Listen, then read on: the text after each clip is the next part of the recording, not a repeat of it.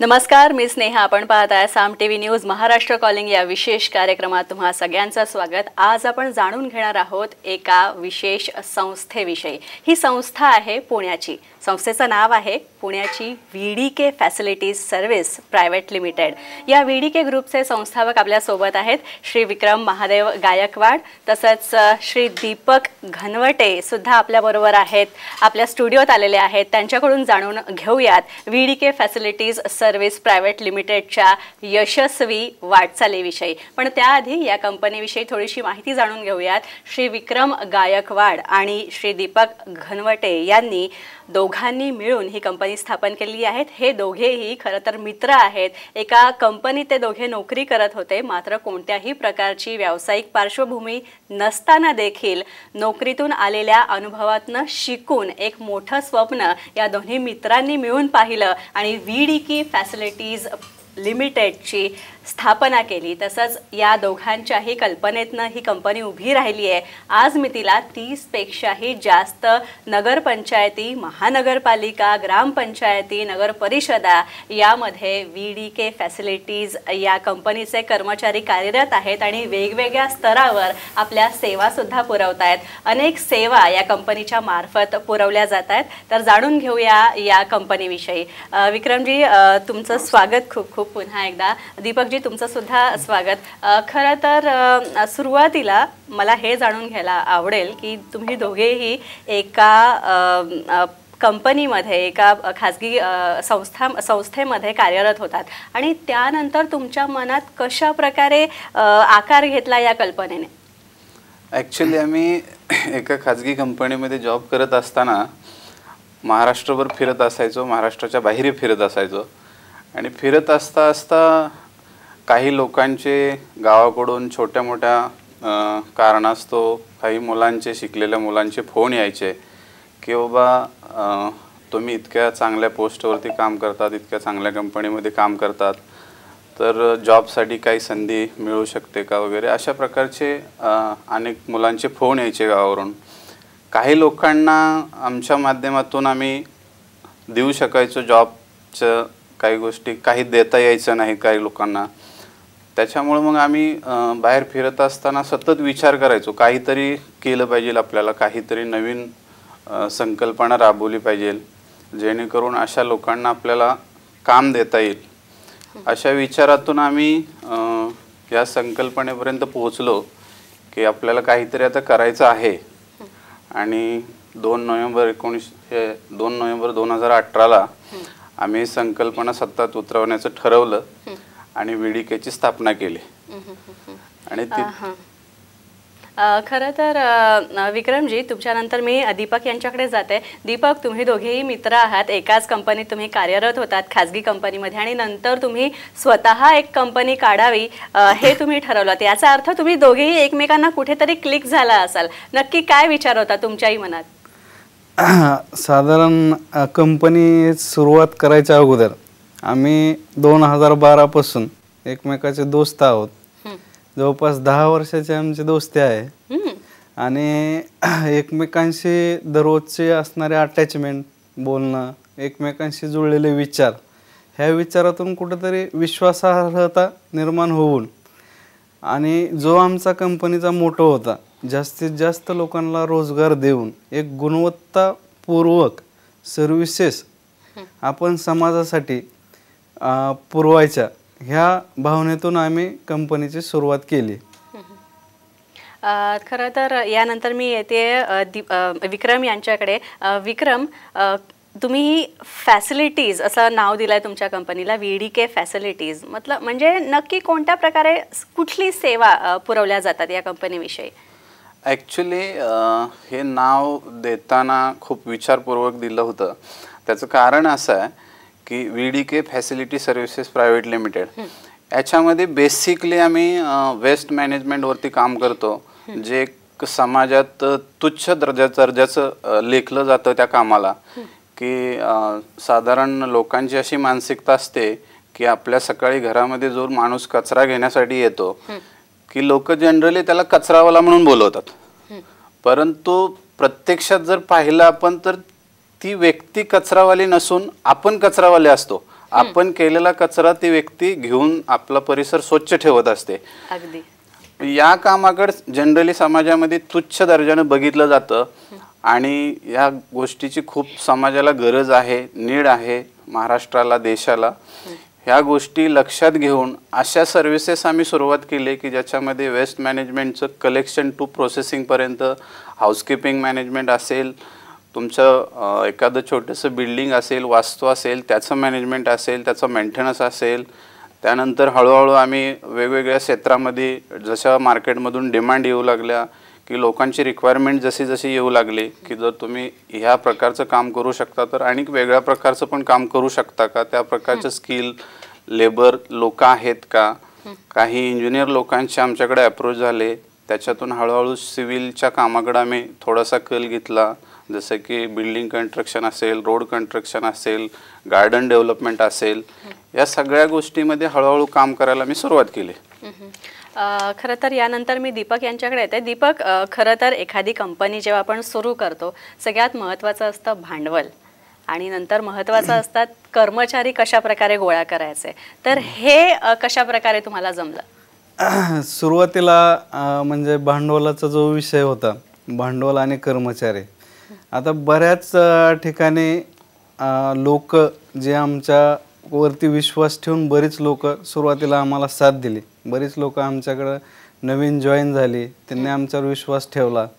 ती लोक जी सुरुवातीला जॉईन झालेली लोक आहेत आमच्याकडे ॲज अ सुपरवायझर म्हणून असणारे लोक ॲज अ पूर्ण प्रोजेक्ट हेड म्हणून आज आमच्याकडे कार्यरत आहेत.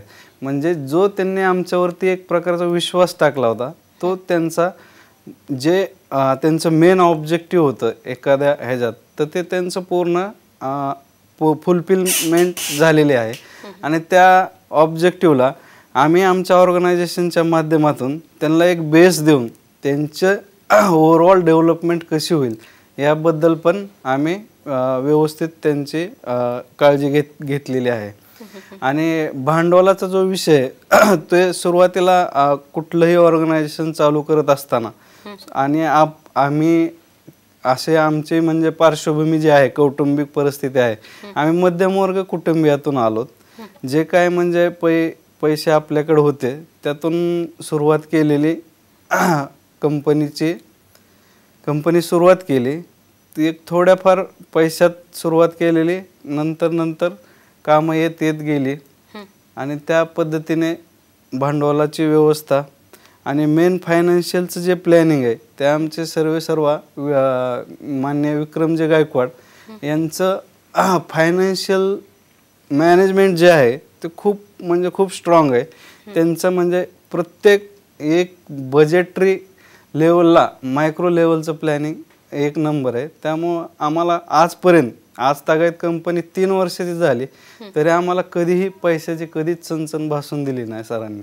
अच्छा, विक्रमजी, खरं तर आता दीपकजी म्हणाले त्याप्रमाणे खूप अडचणी आल्या, मात्र मॅनेजमेंट खूप चांगल्या प्रकारे, व्यवस्थापन ज्याला म्हणतो, व्यवस्थापन ही गोष्ट खूप चांगल्या प्रकारे करण्यात आली आणि त्याच्यामुळे VDK फॅसिलिटीज लिमिटेड जी आहे ती कंपनी आता 3 वर्षाची झाली आहे. खरं तर हा प्रवास असाच सुरू राहणार आहे. मात्र जेव्हा आपण एखाद्या प्रवासाला सुरुवात करतो आणि विशेषतः आपण जेव्हा एखादी कंपनी स्थापन करतो तेव्हा बऱ्याच अडीअडचणी येतात आणि 2018ला खरं तर ही संकल्पना तुमच्या दोघांची प्रत्यक्षात आली आणि त्याच्यानंतर खरं तर कोरोनाचा पिरियड सगळा सुरू झाला होता, कोविड पिरियड. इतकी मोठी साथ आली होती आपल्या देशात.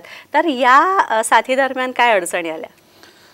ॲक्च्युली आम्ही कंपनीची सुरुवात करायची आणि त्याच्यानंतर इमिजिएटमध्ये इतकी मोठी महामारी आपल्या देशावरती आली होती.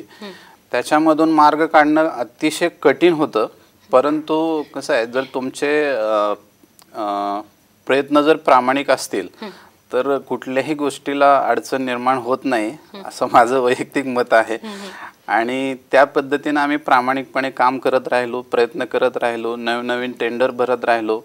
जरी बाहेर पडता येत नव्हतं कोविडच्या काळामध्ये, तरी ज्या ऑनलाईन टेंडर प्रोसेस आहेत, ज्या काही ऑनलाईन प्रक्रिया आहेत त्याच्यामध्ये आम्ही सतत भाग घेत राहिलो आणि त्याच्यामध्ये बऱ्यापैकी आम्हाला यश मिळत गेलं. आणि जसंही कोविडचा थोडासा प्रादुर्भाव कमी होत गेला तसे हळूहळू सगळी कामं सुरू होत गेली. आणि जसं की आपण म्हणले भांडवलाचा प्रश्न, की भांडवल कशा प्रकारे उभा केलं. अगदी छोट्याशा भांडवलामध्ये आपण सुरुवात केली होती ह्या गोष्टीची, परंतु समाजामध्ये खूप सारे लोक असे असतात जे मित्र आहेत, काही ज्या लोकांनी खूप चांगल्या पद्धतीने आम्हाला मदत केली, सपोर्ट केला. एक आपल्याकडं म्हटलं जातं की मराठी माणूस आणि बिझनेस या गोष्टीचा जवळजवळपास काही संबंध नसतो, परंतु असं काही नाही आहे. जर तुम्ही प्रामाणिकपणे एखाद्या कामाला करायला सुरुवात करत असाल तर खूप लोक आहेत समाजामध्ये की जे तुम्हाला मदत करतात या सगळ्या गोष्टीमध्ये. आणि तसंच काही लोकांनी मदत केली. त्याच्यामध्ये जसं आम्ही ठरवलं होतं सुरुवातीला की आज आपण जॉब करतोय, त्या जॉबमधून जे मिळणारं अर्निंग आहे याच्यामध्ये आपलं व्यवस्थित चालू आहे सगळं. जर एखादा बिझनेस सुरू केला तर त्या बिझनेसमधून जे काही आउटपुट मिळणार आहे किंवा जे काही इन्कम मिळणार आहे तो मिळणाऱ्या जॉबच्या सॅलरीमधून जेवढे पैसे मिळतात त्याच्यापेक्षा जादाचे पैसे तुम्ही स्वतःच्या खर्चासाठी न काढता ते बिझनेसमध्ये गुंतवत जा. आणि त्या पद्धतीनं आम्ही एक्झिबिट केलं. त्या पद्धतीने जेवढा पैसा मार्केट येतो बिझनेसमधून, जेवढं प्रॉफिट होतं, ह्या सगळ्या गोष्टी बिझनेसमध्येच टाकत गेलो आणि हळूहळू बिझनेस वाढवत गेलो. त्याच्यामुळं भांडवलाची फार मोठी काही अडचण कधी निर्माण झाली नाही. नक्कीच विक्रमजी आणि दीपकजी, तुम्ही दोघेही आमच्या बरोबर राहा. VDK इंटरनॅशनल VDK फॅसिलिटीज बाबत आणखीही महत्त्वाच्या गोष्टी आपण जाणून घेऊयात. आणखी कोणत्या प्रकारे सेवा VDK फॅसिलिटीज प्रायव्हेट लिमिटेड ही कंपनी आपल्याला पुरवते ते सुद्धा आपण पाहणार आहोत. मात्र त्याआधी महाराष्ट्र कॉलिंगमध्ये घेऊयात एक छोटासा ब्रेक.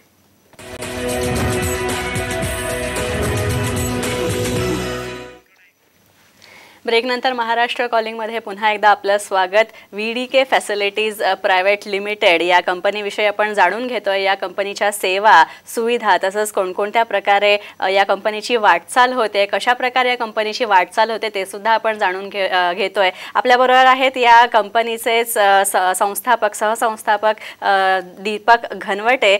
दीपक, खरं तर एखाद्या कंपनीची सुरुवात होते, नंतर ती हळूहळू एखादं बी आपण लावतो, नंतर त्या बीजाचं रूपांतर जे आहे ते रोपट्यात होतं आणि नंतर त्याचा वटवृक्ष होतो. आणि या सगळ्याला कर्मचारी वर्ग, त्या कंपनीत कशा प्रकारचे कर्मचारी काम करतायत, त्या कंपनीचं व्यवस्थापन कसं आहे हे सुद्धा कारणीभूत असतं. तर मग या सगळ्यामध्ये कर्मचाऱ्यांची साथ तुम्हाला कशी लाभते? नक्कीच मॅडम, कुठल्याही व्यवसायात कर्मचारी हा सगळ्यात महत्त्वाचा इम्पॉर्टंट फॅक्टर आहे. आता जनरली आमची जी कंपनी आहे ती सर्व्हिस सेक्टरमध्ये डीलिंग करते. सर्व्हिस सेक्टरमध्ये 3 महत्त्वाचे P आहेत मार्केटिंगचे: पीपल, प्रमोशन आणि प्लेस. तर ह्यात जो महत्त्वाचा घटक आहे पीपल्स, म्हणजे लोक जे की सेवा पुरवतात.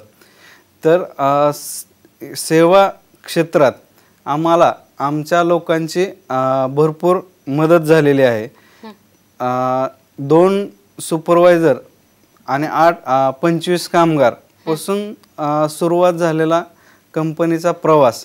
आज मी तिला कर्मचारी आमच्या कंपनीच्या रोलवरती 2000+ कामगार संख्या असून 35 ते 40 लोक हे सुपरवायझर, इन्चार्ज या पदावरती कार्यरत आहेत. तसेच 10 ते 12 मॅनेजर्स आहेत आमच्या कंपनीमध्ये. कंपनीने घनकचरा व्यवस्थापन या सेगमेंटपासून सुरुवात केलेली. आज मी तिला कंपनी घनकचरा व्यवस्थापन, त्यानंतर logistic transportation, landscaping, gardening, civil infrastructure सर्व्हिसेसमध्ये बिल्डिंग कन्स्ट्रक्शन, त्यानंतर वॉल कंपाऊंड, त्यानंतर अर्थवर्क, त्याच्यानंतर लँडस्केपिंग, गार्डनिंग ह्या सर्व क्षेत्रामध्ये कार्यरत आहे. कंपनीकडे अकुशल कामगार, तसेच कुशल कामगार, अर्धकुशल कामगार अशा प्रकारचे सर्व प्रकारचे कर्मचारी आज मी तिला काम करत आहे. आणि जी कंपनीची वाटचाल किंवा वाढ झालेली आहे यात सर्वात जास्त सिंहाचा वाटा हा आमच्या कर्मचाऱ्यांचाच आहे असं आम्ही मानतो. नक्की नक्की. खरं तर विक्रमजी, आता दीपक म्हणाले त्याप्रमाणे कर्मचाऱ्यांचा वाटा तर आहेच, मात्र इतक्या वेगवेगळ्या प्रकारच्या सेवा ज्या या फॅसिलिटीज मार्फत पुरवल्या जातात, VDK फॅसिलिटीज मार्फत, तर खरं तर घनकचरा व्यवस्थापन आहेच, मात्र त्याशिवाय गार्डनिंग म्हणा किंवा उद्यानांचं सुशोभीकरण म्हणा किंवा रस्त्यांची निर्मिती म्हणा किंवा कुंपणांची निर्मिती म्हणा, यासुद्धा गोष्टी करतं. त्याशिवाय हाऊसकीपिंगच्या सुविधा म्हणा त्यासुद्धा देण्यात येतात. तर मग या सगळ्या सुविधांविषयी आम्हाला थोडंसं सांगा.